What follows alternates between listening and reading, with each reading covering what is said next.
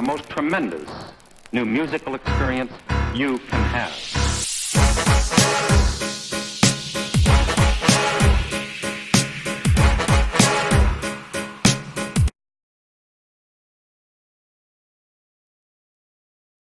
Logan, and I'm here bringing you a quick review to this newest Trippie Redd album, Love Letter to You 4.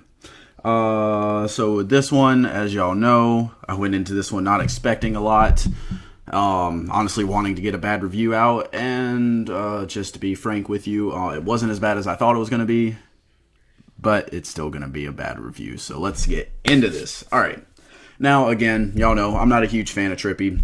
He's never really put out a lot of great any great music, any great albums anyways, or projects. A couple good songs here and there. He has a lot of good sad songs that you would put on playlists for stuff like that. I have a couple of his songs in my Sad Hours playlist, but altogether, nothing that ever has made me want to listen to a 20-plus song, over an hour-long project by him, which is what this project was. And so that's just how it went. I will say this project definitely started a lot better than it ended. That's just straight up. That's didn't surprise me that that's what happened, but that is what happened. Started a lot better than it ended. Some of the songs to start off, he had a couple more songs where he was on softer guitar beats. He had those layered throughout the entire album at the beginning and at the end, but he starts off with some there, and that's where he sounds his best, honestly, especially when he's doing the sad type of music. And so that really helped him out a lot there, getting started off like that. Let's see. He had a couple of decent features on here. DaBaby, of course, comes in hard on Death. That was a more hype track, and I actually really enjoyed both of their verses on that one. I thought that was a good track that I added to a more hype playlist. The Juice WRLD feature, Juice WRLD, he works well on more sad music. I actually am one of the people who enjoyed his album Goodbye and Good Riddance from last year. Other than that, I haven't really cared for him. I didn't really care for his latest project. I didn't care for his project with Future either. But he did work out on this album. Also, the song with Tory Lanez on it, Sickening, that was a decent track. Tory Lanez fits in well on there. I'm not a huge Tory Lanez fan either, but again, they do work well together, especially going for the vibe that they got. Other than that, the song Abandoned, I enjoyed that one.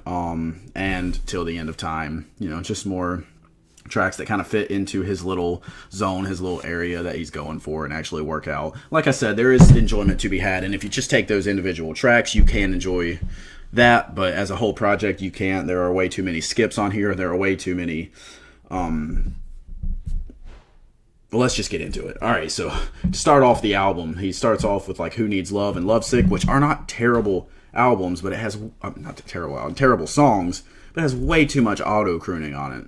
Y'all know what auto-crooning is when you use auto-tune, but you kind of just try to go way too far with it. It just never works out. I've never heard anyone do it in a way that sounds good, so I don't know why people are still trying it, and he fails here on this one as well.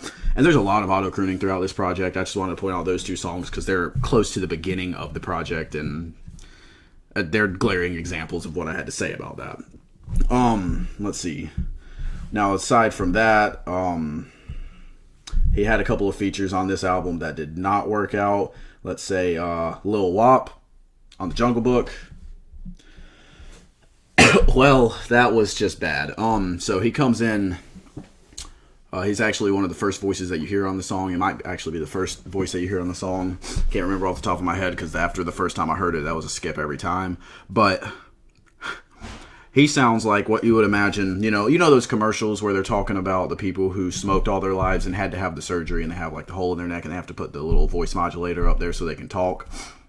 He sounds like that if they're still smoking, talking through a faded connection on a microphone while doing their best Christian Bale Batman impersonation. It was horrible.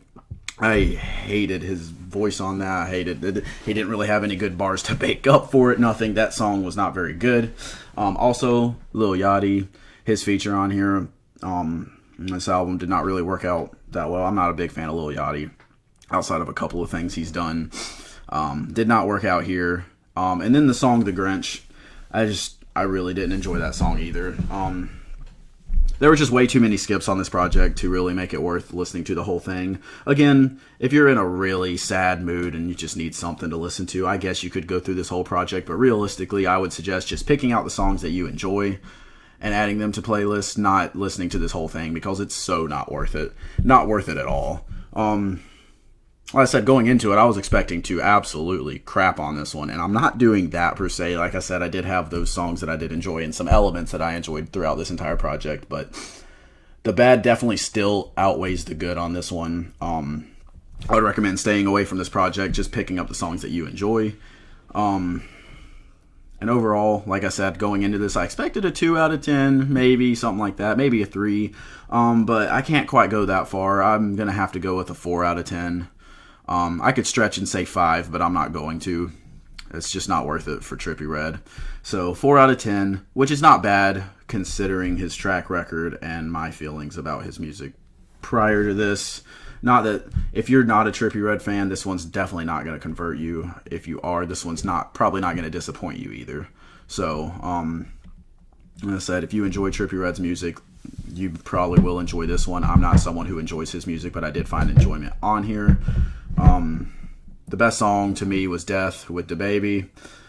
Yeah, I know DaBaby pretty much features on everything nowadays, and you would think that his hype train had worn off, but honestly, he's just got a charisma about him that really makes him enjoyable, and I still enjoy listening to his features anytime he pops up. Even if it is getting a little overplayed now, I'm still enjoying it. So I'm going to ride that wave as long as I can. You know, got to find the happy things in life, even if they aren't always the best. So, anyways, into this 4 out of 10.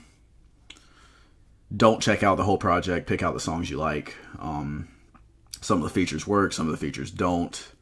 The beats are pretty generic. He's best on the guitar beats, the softer guitar beats, because that's whenever it really, what he's talking about, the way he sounds, and the way the beat goes just really mesh well together. And yeah, if you've listened to this one, hit me up in the comment section with your thoughts. Tell me what you want me to listen to later on.